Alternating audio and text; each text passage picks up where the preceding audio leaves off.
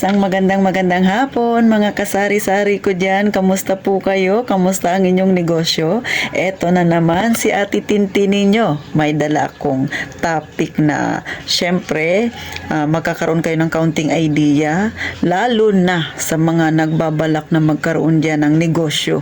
May capital na sila pero ang problema nila yung kanilang location or yung kanilang space na paglalagyan ng negosyo. Sana itong topic na ito ay makatulong sa inyong mga kasari na kahit papano magkaroon kayo ng idea sa kung ano ba ang dapat ninyong gawin sa pag-uumpisa ng iyong negosyo, lalo na ang lokasyon ninyo ay hindi sa inyo, mangungupahan lang kayo.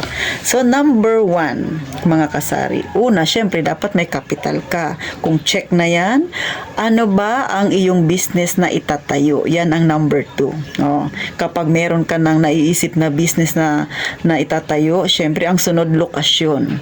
Yung lokasyon mo, dapat piliin mo yung pinakamainam na lokasyon na sa tingin mo ay nababagay sa iyong itatayong negosyo. Kailangan mo yan para syempre mag-boom ang iyong negosyo. Hindi pwedeng doon ka sa, kunwari, ang gusto mong itayo mga tindahan ng mga laruan. Tapos pumwesto ka doon sa gitna ng palengke. Ang karamihan doon yung mga namamalengke, mga karne, ang mga binibili, mga gulay, ang binibili. So sino yung bibili sa'yo? Hindi man doon na mamasyal ang mga bata. O diba? Char lang. Yan ay simpleng example lang. So dapat yung business mo ay nababagay din doon sa area na kung saan doon ka mangungupahan. Pag check na yan, syempre, sunod mong gagawin, magmasid ka doon sa area na yun. Ano ba yung gaano ba karami ang taong pumupunta? Anong oras ba nagsisimula yung mga taong pag pumupunta doon? Anong oras din na nawawalan ng mga tao doon? Bakit? Syempre para mapag-isipan mo kung anong oras ka magbubukas, anong oras ka magsasara. Syempre kailangan yan mga kasari. Next na gawin mo, magtanong ka doon sa lugar na nagugustuhan mo kung magkano ba ang presyo ng o yung magkano ba yung upa doon sa space na nagugustuhan mo. Yan ba ay mura? Yan ba ay napakamahal? O bakit kailangan mong malaman? Syempre, kapag nalaman mo na medyo mahal, iisipin mo yan doon sa negosyo mo. Yun ba yung presyo na yun ay kakayanin ng yung negosyo na bayaran buwan-buwan? Kasi mga kasari, yan ay responsibilidad na. Kapag pinasok mo na yan, kikita ka man o sa hindi sa yung negosyo, automatic magbabayad ka dyan kada buwan. Ganun yun. Maliban pa doon, hindi lang space ang babayaran mo. Syempre, paano kung may nakakabit na tubig dyan? Mayroon nakakabit na ilaw? Syempre, iba rin yun.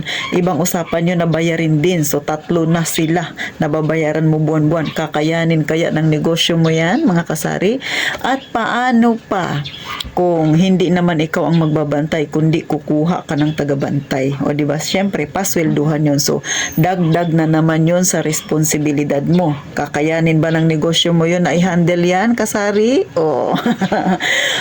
Sa totoo lang mga kasari, marami talagang mga dapat pag-isipan na mga dapat isaalang-alang sa pagtatayo ng negosyo. Hindi katulad ng sari-sari store, katulad sa akin, ako lang naman mag-isa dito. So wala na akong isa sa alang-alang kasi ako lang talaga yung tao dito. Wala akong pasuswelduhan kundi yung sarili ko lang. Wala akong iisiping bayarin kasi sarili ko itong pwesto na ito. So ganun kahirap kapag magtatayo ka ng negosyo at wala kang sariling pwesto. Kasi kung mangungupahan ka, isa yan sa mga dapat mong pag-isipan ng maigi. Timbang-timbangin ang iyong desisyon. So next, kapag check na lahat mga kasari,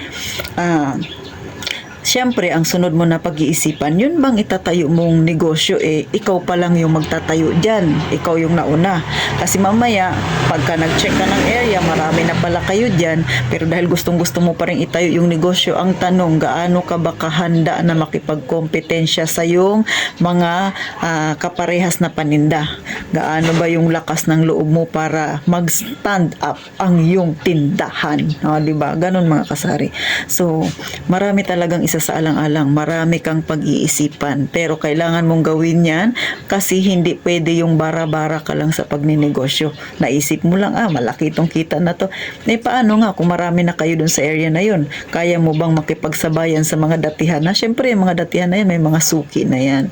So, ganun lang mga kasari. Pero siyempre, kung ikaw pa lang yung naunang magtitinda niyan at sa tingin mo ay magiging click yan sa masa, aba, bonggang-bongga. Congratulations sa'yo, mga kasari. So, yun lang yung simpleng tips ni Ate Tintin sa mga baguhan pa lang na magninegosyo na wala pa silang sariling lokasyon o area, walang sariling space at mangungupahan.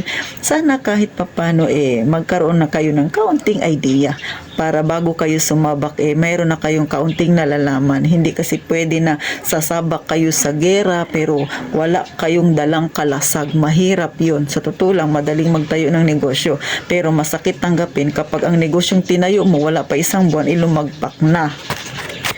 Kasi syempre, mahirap kitain ang pera. Lahat naman ng nagninegosyo ang nais ay kumita.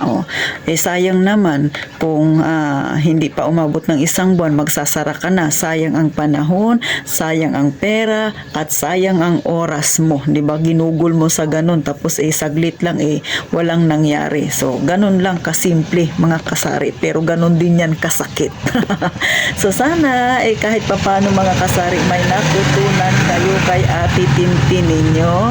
At sana po pa-share naman kung hindi kayo busy. Sana dumami pa tayong mga kamasa natin, mga kasari-sari natin ang pamumuhay na sa masa.